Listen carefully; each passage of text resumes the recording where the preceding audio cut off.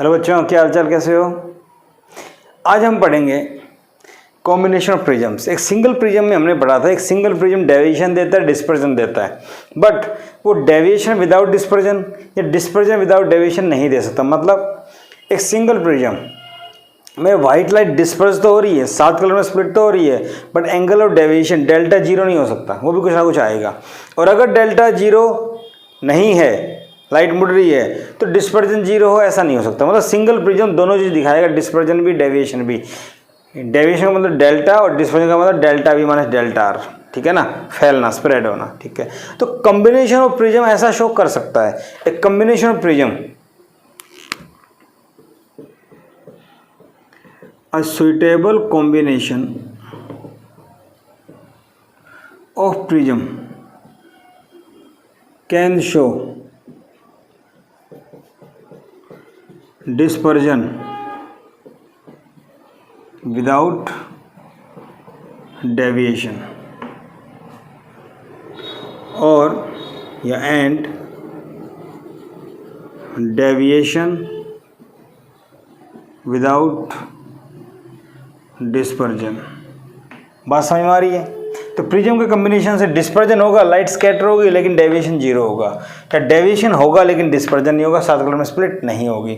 तो ये कैसे क्या होता है वो हमें देखना है, समझना है, कॉम्बिनेशन लेके चलना है। इसके ऊपर क्वेश्चन बन जाते हैं, ठीक है। तो फर्स्ट लेके चलते हैं डिस्पर्जन विदाउट डेविएशन। डेविएशन का मतलब डिस्पर्जन तो होगा लेकिन डेविएशन नहीं होगा। मतलब क्या हुआ, ये प्रिज्म, ठीक है, इसी के साथ साथ हमने एक और ले लिया, हो गया। इसके ऊपर लाइट गिरी, ये लाइट ऐसे आई, ठीक है।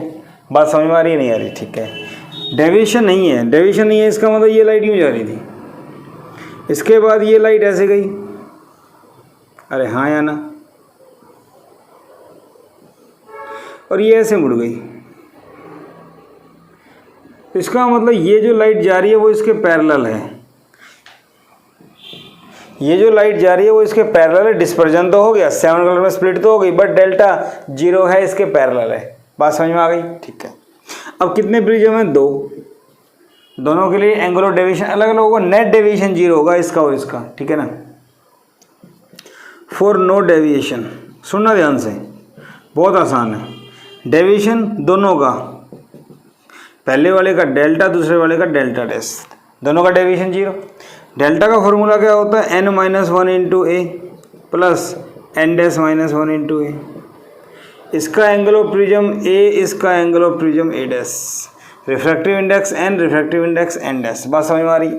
और n जो होता है वो refractive index of yellow colour, mean colour का रिफ्रैक्टिव इंडेक्स होता है, ध्यान रखना यहाँ पे। यहाँ जो n है refractive index of mean colour, ठीक है भाई, यहाँ तक बात समझ में आ गई। अब यहाँ देखा जाए n डैश -1 इंटू ए डैश, ये उधर जाके n-1 इंटू ए, हाँ या ना।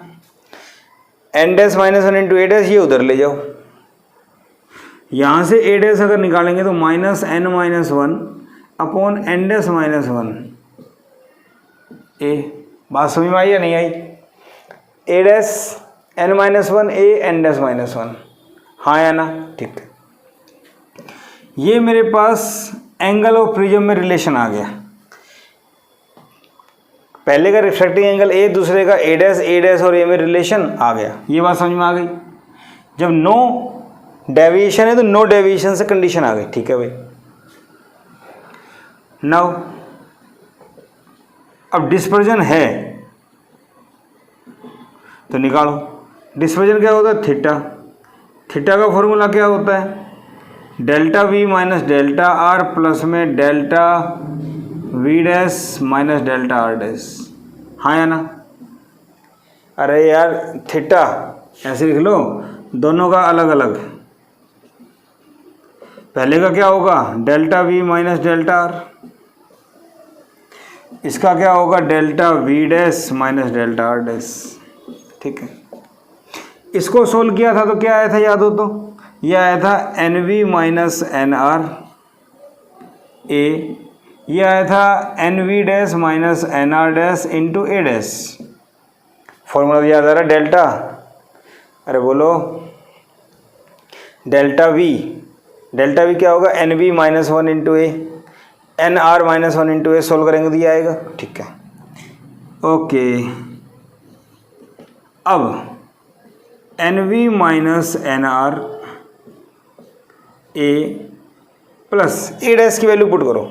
ए डैश की वैल्यू क्या थी minus N we dash N are dash, A dash की जगह में ए आ जाएगा, ऊपर क्या आ जाएगा एन माइनस वन, बटे में क्या आ जाएगा एन डैश माइनस वन। हाँ या ना, इतनी बात समझ में आ गई। ओके, अब यहाँ देखो, यहाँ से क्या कॉमन आया ए, एन माइनस वन कॉमन ले लो। एन माइनस वन अगर मैं कॉमन लेता हूँ तो यहाँ एन माइनस वन से डिवाइड और एन माइनस वन से मल्टीप्लाई जो मल्टीप्लाई किया वो बाहर आ गया, तो ए एन माइनस वन बाहर, n we minus N R बटे में एन माइनस वन क्या होता है omega, minus a n minus one बाहर, n we dash minus N R dash n dash minus one omega dash. अरे यार dispersive power for first prism, dispersive power second, n we minus N R बटे this. Formula याद है, angular dispersion बटे mean deviation. तो मेरे पास formula आ गया डिस्पर्सिव पावर का, सॉरी डिस्पर्जन का, angular prism of first n minus one omega minus omega dash. Solve कर लो, आपका आंसर आ जाएगा। बाकी जनरल क्वेश्चन यहाँ से बनते हैं, इसको आप याद कर लेंगे। मेरी बात समझ में आई? दो प्रिज्म रखे हैं कम्बिनेशन, डेल्टा जीरो आएगा, डेल्टा जीरो का मतलब दोनों को सॉल्व करो, रिलेशन आ जाएगा। ये काफ़ी इंपॉर्टेंट है, इसी के ऊपर ज़्यादातर क्वेश्चन बनते हैं। फिर डिस्पर्जन निकालना है, दोनों को सॉल्व करो, इसकी वैल्यू पुट कर दो। आई थिंक बात समझ में आ गई होगी। ठीक है, बात समझ में आ गई। तो डिस्पर्जन विदाउट डेविएशन क्लियर है, बात समझ में आ गई। इसके बाद सेकंड कॉम्बिनेशन क्या बनेगा भाई, डेविएशन विदाउट डिस्पर्जन। ये क्या होता है देखो, ये पहला प्रिज्म, ये सेकंड प्रिज्म, यहां पे लाइट गिरी ऐसे, ये ऐसे, ये ऐसे, वाइट लाइट आई थी, वाइट ही चली गई। अरे बोलो, बट ये यूं जा रही थी थोड़ा अलग कर दो, ये अलग जा रही है, तो दोनों में अगर देखा जाए तो डेविएशन तो होगा। तो इस पर डिस्पर्जन नहीं है, समझ रहे हो ना, फॉर नो डिस्पर्जन, डिस्पर्जन नहीं है, इसका मतलब delta V minus delta R plus delta V dash minus delta R dash zero. ठीक है, ये हो गया N we minus N R A plus N we dash N are dash A dash zero. बात समझ में आ गई? यहाँ से अगर देखा जाए तो N we dash N are dash A dash, N we minus N R A उधर गया तो माइनस का, बोलो यहाँ से अगर ए डैश निकालते हैं तो ए डैश का फॉर्मूला आया N we minus N R बटे में N we dash N are dash A, और ये आ गया माइनस। बात समझ में आ गई? ठीक है, नो डिस्पर्जन। नाउ हमें निकालना है डेविएशन। तो बेटा डेविएशन का मतलब क्या होता है, डेल्टा। अरे हाँ या ना, तो delta one plus delta two, delta one क्या होता है बोलो भाई, डेल्टा वन हमें निकालना है डेविएशन। अब डेविएशन कैसे आएगा, डेल्टा का फॉर्मूला होता है N minus one into A plus N dash minus one into A. N क्या होता है मीन कलर के लिए, ठीक है, तो डेल्टा हो गया N minus one into A minus N dash minus one, और ए की वैल्यू पुट करो सॉरी ए डैश की वैल्यू पुट करो, तो यहाँ माइनस आ जाएगा प्लस की जगह, N we minus N R बटे में N we dash minus N R dash. Into में ए। क्या मेरी बात समझ में आई? अरे बोलो। ठीक है भाई, ठीक है, इतनी बात समझ में आ गई। अब यहाँ से अगर हम देखें तो n-1 इंटू ए कॉमन ले लिया 1, यहाँ पे a था कॉमन आ गया, n-1 नहीं था तो n-1 से डिवाइड और n-1 से मल्टीप्लाई, तो 1 माइनस ये पूरा बाहर आ गया। यहाँ से देखो n-1 और a तो बाहर आ गया, ये बच गया nv माइनस एन आर बटे n-1 omega, nv dash minus N R dash. क्या ये टर्म नीचे आ जाएगी? इसके लिख सकते हैं ऐसे, तो इसका मतलब क्या हो गया? Omega dash. हाँ या ना? लिखो तो यहीं पे।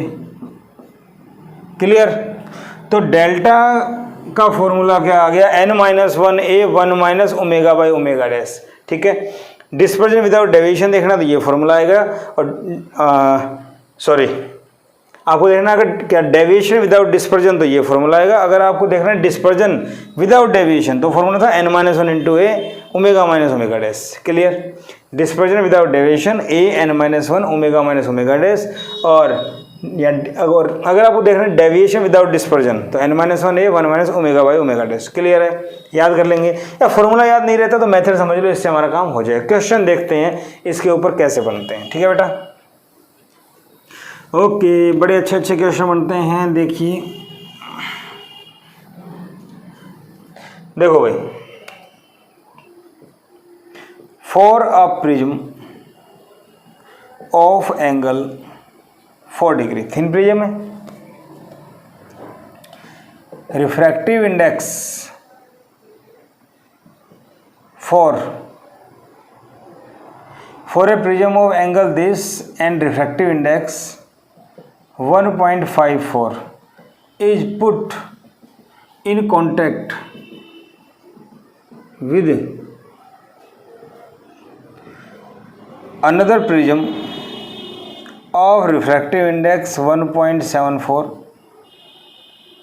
1.72। ठीक है, having dispersion विदाउट डेविएशन। दोनों को इस टाइप से रखा कि डिस्पर्जन तो है, डेविएशन नहीं है। Find angle for other prism, दूसरे प्रिज्म का एंगल और प्रिज्म बताना है। तो विदाउट डेविएशन, विदाउट डेविएशन का मतलब डेल्टा प्लस डेल्टा डैश दोनों का 0। अरे हाँ या ना? ये क्या होता है? n-1 इंटू ए प्लस में n डैश माइनस 1 इंटू ए। बात समझ में आ रही है? तो ए डैश अगर निकालेंगे हमारे पास क्या आएगा? n-1 ए बटे में n डैश माइनस 1। हाँ या ना? ठीक है, तो यहाँ से अगर देखा जाए तो ए डैश कितना है हमारे पास? n कितना दिया हुआ है? 1.54, n डैश कितना दिया हुआ है? 1.72। तो माइनस n 1.54 माइनस 1, ए कितना है? 4 डिग्री, n डैश 1.72 माइनस 1, ये निकालना है। इसको अगर सॉल्व करते हैं तो कितना आता है भाई? Minus 0.54 into 4 divide by 0.72, point से पॉइंट 18 दिया 54, 18 चौक 72, 4 से 4 कैंसिल, तो ए डैश कितना आ गया? Minus 3 degree. देखो, negative sign shows that second prism must be placed in inverted position। ये बात मैं पहले भी बता सकता था आपको, लेकिन न्यूमेरिकल्स में ज़्यादा अच्छे से क्लियर हो जाती है कि ये मेरे पास नेगेटिव आ रहा है। नेगेटिव का मतलब एक प्रिज्म अगर ऐसे रखा गया तो दूसरा प्रिज्म इसमें उल्टा रखा जाएगा। क्लियर है ना? तो पहला 4 डिग्री है तो दूसरा 3 डिग्री का आएगा आंसर। क्लियर है? बात समझ में आ गई? सिंपल सवाल। ओके, अब बिल्कुल आसान सवाल, थोड़ा चेंज कर देते हैं इसको, है ना? देखो भाई, for refractive index for blue and red colour for crown glass prism is 1.51 and 1.49, ठीक है। Refractive index for blue and red colour for flint glass are 1.77, 1.73 respectively, ठीक है। Both shows dispersion without deviation, dispersion show करते हैं without deviation, then find, क्या निकालना है, have angle of prism 6 degree, 6 दिया हुआ है, find a dash angle of prism for flint glass, also find dispersive power, या also find dispersion, डिस्पर्जन बताओ कि डेविएशन तो 0 है, विदाउट डेविएशन, ठीक है। नाउ हमें यूज करना है ए डैश इक्वल टू -n-1 ए बटे में n डैश -1। अब क्वेश्चन ये आता है कि n तो होता है मीन कलर येलो का, ये तो गिवन ही नहीं है, तो क्या करें, देखो मुझे गिवन है NV 1.51, NR 1.49, NV dash 1.77, NR dash 1.73, ठीक है। तो यहाँ से अगर निकालें n तो NV प्लस NR बटे 2, 1.51, 1.49 डिवाइड बाई 2 कितना आ जाएगा, 9, 10, 10, 3, तो ये आ गया 1.5, ठीक है। इसका अगर चेक करें n डैश तो NV dash plus NR dash बटे में 2, 1.77, 1.73 डिवाइड बाई 2, तो n डैश आ गया 7, 3, 10, 7, 7, 14, 1, 15, तो 1.75। सॉल्व तो कर लोगे, n और n डैश आ गया तो वैल्यू पुट करूंगा तो मेरे पास क्या आएगा, -ny, n कितना आया 1.5 -1, a कितना दिया हुआ है 6 डिग्री, ny डैश क्या है 1.75 -1, इसको सॉल्व करूंगा तो ये आएगा 0.5 और ये आएगा 0.756, बोलो, ठीक है भाई। इसको अगर देखें आराम से 5/10, 75/100, 6, ठीक है, बोलो भाई कितना आ गया 4 डिग्री, ए डैश कितना आ गया 4 डिग्री, तो सेकंड प्रिज्म का एंगल ऑफ प्रिज्म कितना होना चाहिए 4 डिग्री, बात समझ में आ गई, ठीक है। तो इस सवाल में नई चीज़ क्या थी, एन डायरेक्ट गिवन नहीं था, एक्सट्रीम कलर गिवन थे, एक्सट्रीम का मीन ले लेंगे तो आ जाएगा, पीछे बताया था, अब आपको याद आ गया होगा, ठीक है बेटा, ओके।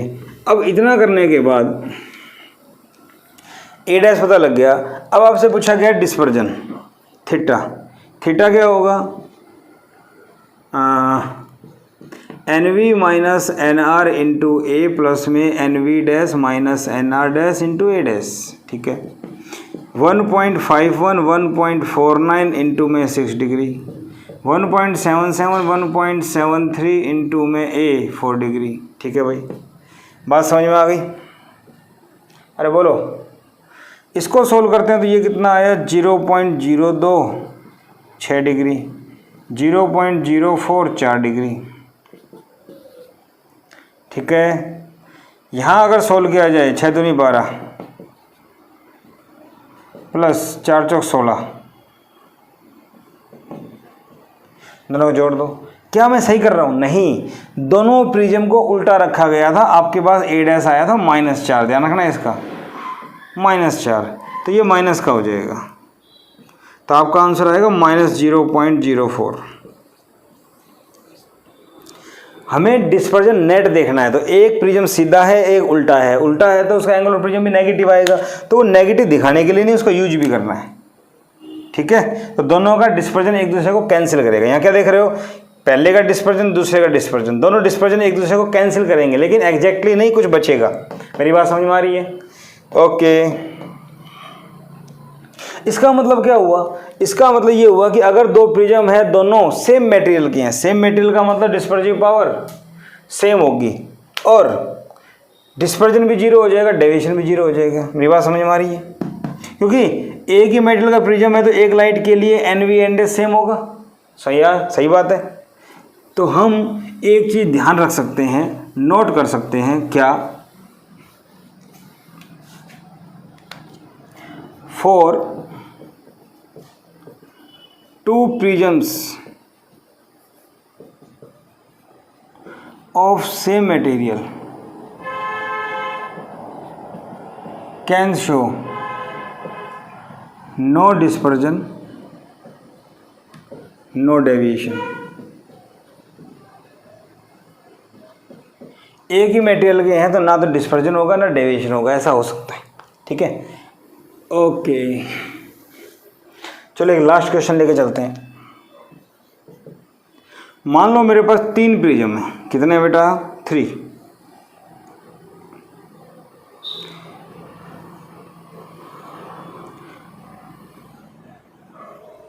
तीनों का refractive index N1, N2, N3। ठीक है, कोई दिक्कत नहीं।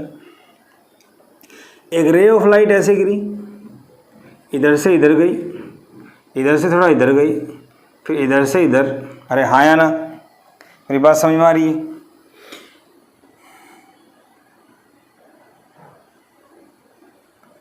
ठीक है, ये एक्चुअली ऐसे जा रही थी और ये यहाँ टकरा के ऐसे निकल गई पैरेलल। गिवन है वाइट लाइट, ठीक है, no deviation, find relation between N1, N2 and N3। तीनों में रिलेशन बताओ। ठीक है, ये हमारे पास क्वेश्चन है, ये जस्ट मैंने आपको समझाने के लिए बताया है। सोचो, मान लो ये इसका नॉर्मल है, ये गिरी आई पे, ठीक है, ये कितना हो गया? R1। ठीक है, तीनों राइट एंगल्ड प्रिज्म है। राइट एंगल प्रिज्म का मतलब है ये एंगल 90 डिग्री, ये भी 90 डिग्री, ये भी 90 डिग्री। अब जरा सोचो, हम जो नॉर्मल लेके चलते हैं A + O' 90, याद आ रहा है? हमारे पास एक फॉर्मूला होता है A + O = 180, है ना? तो A अगर 90 है तो O कितना बच गया? 90। और ये O क्या होता है? नॉर्मल होता है। ये 90, ये R1, तो ये कितना हो गया? 90 - R1, हाँ या ना? ठीक है, ये 90 - R1 तो इसी टाइप से यहाँ सेंटर होगा, ठीक है ना? यहाँ जो सेंटर होगा उसके लिए ये कितना हो गया? R2। ये 90 है तो ये कितना हो गया? 90 - R2। ठीक है, इसके लिए देखा जाए ये R3 तो 90 - R3, हाँ या ना? और ये एंगल कितना? ये रे और ये रे पैरेलल है, बट नॉर्मल दोनों परपेंडिकुलर हैं, हाँ या ना? ये नॉर्मल ऐसे, ये नॉर्मल ऐसे, कि तीनों राइट एंगल प्रिज्म है। मेरी बात समझ रहे हो? ठीक है, नाम अगर दिया जाए K L M N P Q, ऐसे नाम दे दें, ठीक है? ओके, तो जरा देखो ध्यान से, क्या अप्लाई करें? सबसे पहली बात स्नेल्स लॉ अप्लाई करेंगे। सबसे पहली बात आती है ये एंगल कितना है। देखो, राइट एंगल प्रिज्म है, ये और ये दोनों आइडेंटिकल हैं, ठीक है ना? तो ये दोनों एक दूसरे से 90 का एंगल बना रहे हैं। इसका मतलब ये ऐसे हो गया, एक ये नॉर्मल हो गया, दूसरा ये नॉर्मल हो गया, 90 डिग्री का एंगल हो गया, ठीक है? ये वाली रे और ये वाली रे पैरेलल है, तो इसका मतलब एक रे ऐसे गई,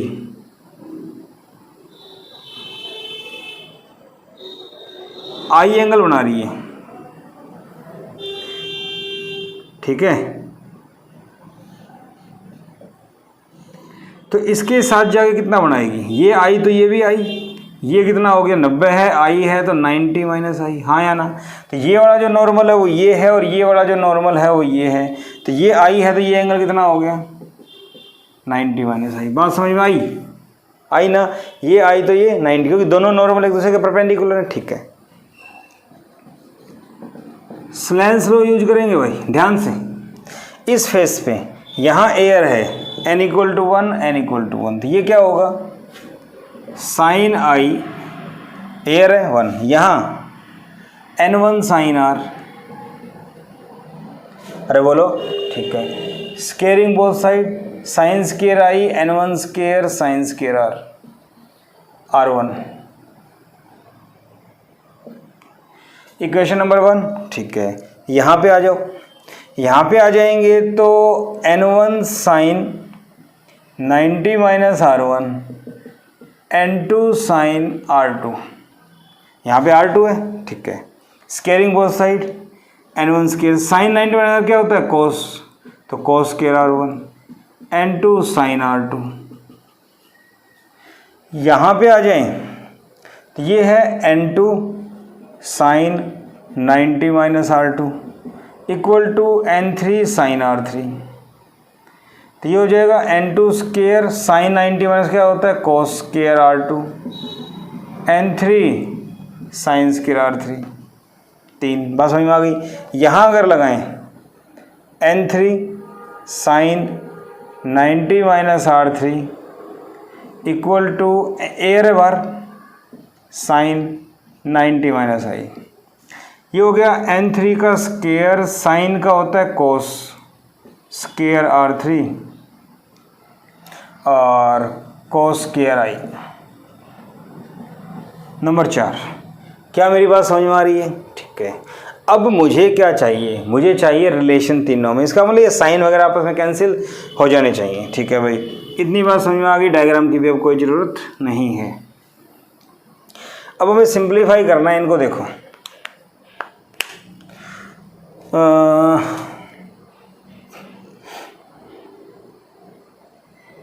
यहाँ देखो भाई,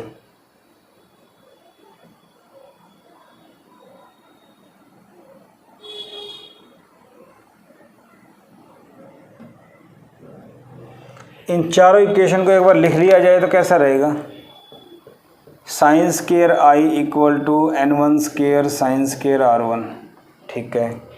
दूसरी है n1 square cos square r1, यहाँ लिखो n1 square cos square r1,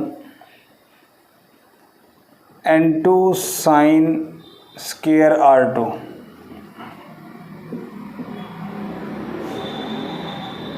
n2 square sine square r2 हो गया। नेक्स्ट इक्वेशन है n2 square cos square r2, n3 square sine square r3। इधर से देखा जाए तो n3 square cos square r3 equal to cos square i। 1 2 3 4, चारों को मैंने एक बार दोबारा से लिख दिया।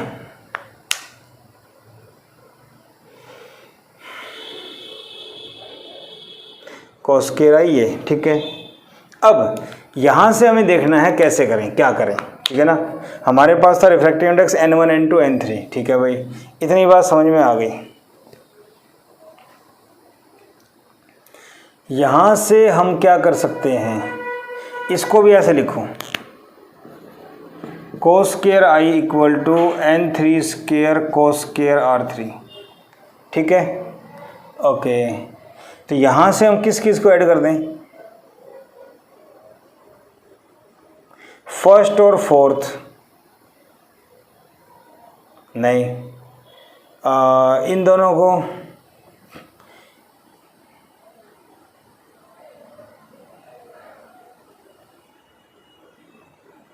To three